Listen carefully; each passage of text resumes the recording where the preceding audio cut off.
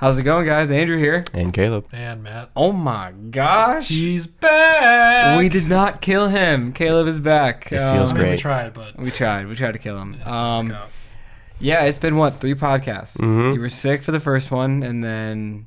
On vacation. On vacation, and then you said, screw it, I'm staying even longer. And I was like, oh, okay. And so you missed a really bad movie. So And I'm okay with that. Yeah, you're okay with that. Hear me out, guys. If you haven't listened to our Men in Black podcast, just skip like the first 40 minutes because the next hour, Matt and I just talk about random stuff, and it's pretty funny. Hilarious. So I'm glad we got that out of the way. Yeah. So now people can just go back and listen to that one. Mm-hmm.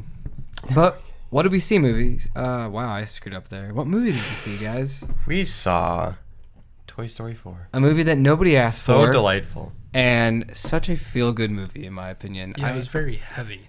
I had a smile on my face like the entire time because like I just felt at home. It felt like little Andrew watching Toy Story again. It was so funny. Dude, I mean, we can't say anything because there's just some jokes where I honestly like. And it wasn't was just crying. like it wasn't just like one person. Like every single character, main character had some funny quip. moments. Yeah, like, and this is just like I look at this movie and I'm like, you know what, Pixar, like you're pretty damn good. Like, and I feel like their strong suit is like Toy Story, and I guess that's like because like Incredibles 2, it was good. But it didn't capture everything. It wasn't, the first one was. but this captured what Toy Story is. Like this, like the first like 5 minutes of the movie, I'm like, I'm so glad this movie was made. Also, like this is like the fucking 4th time we've been like a little late to a movie. Okay, hear us out. Okay, so when I had Movie Pass, I did the calculations at my theater. Oh my god! And I knew that if the movie started at 12, it really didn't start till 12:25 because there was about 25 minutes of trailers. And I would walk in at 12:25 and the last trailer would end and I'd be like, perfect. Okay?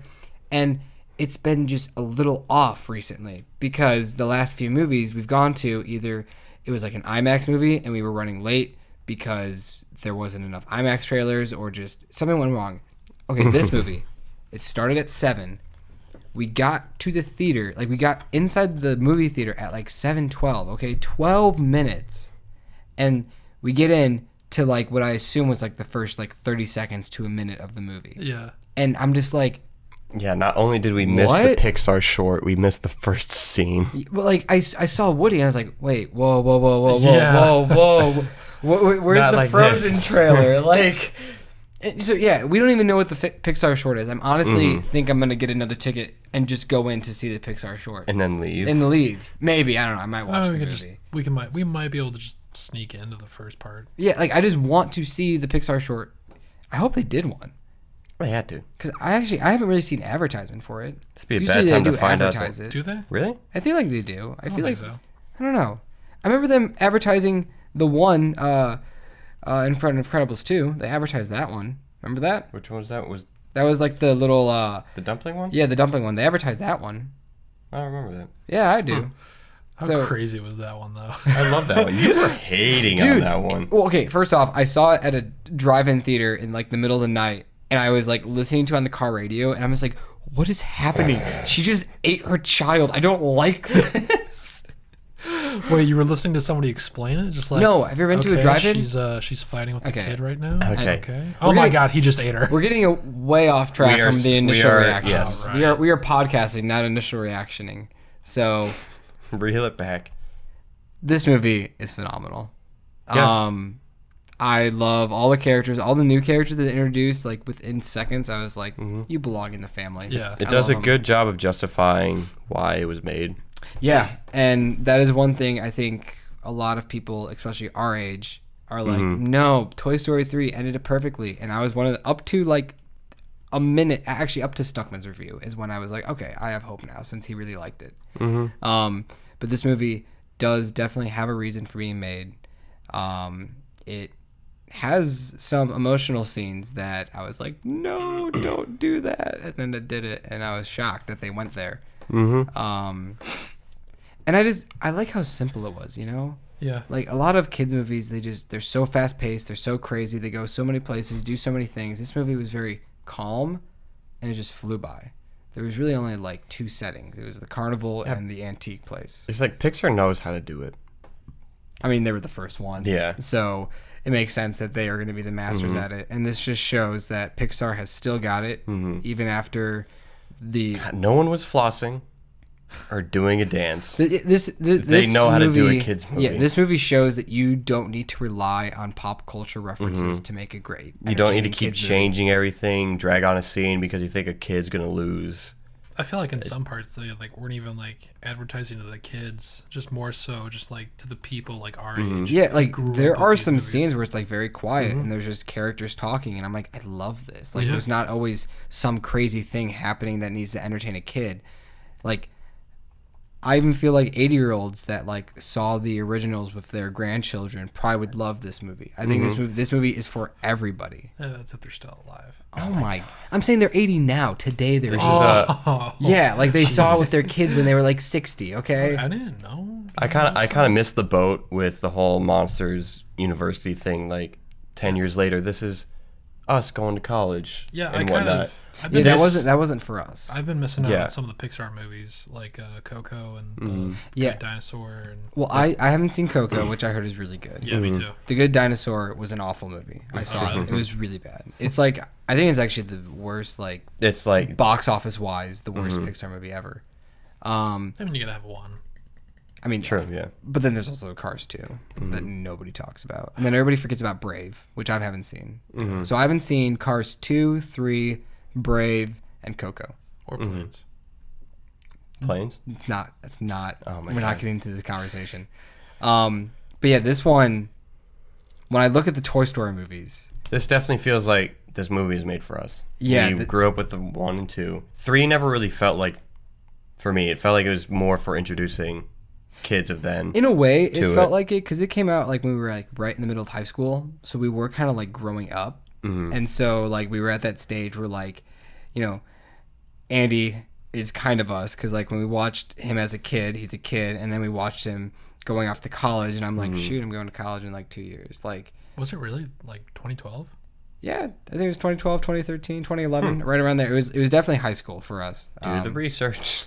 And I remember that movie. I remember having an emotional feel with it, but this one I thought had more of an emotional feel because it was more of like a loss of identity was in this movie. And there's arcs that actually come out. 2010. Oh wow! So like right when we started high school, then my bad. But maybe that's why I didn't like Toy Story 3 that much because I didn't like high school.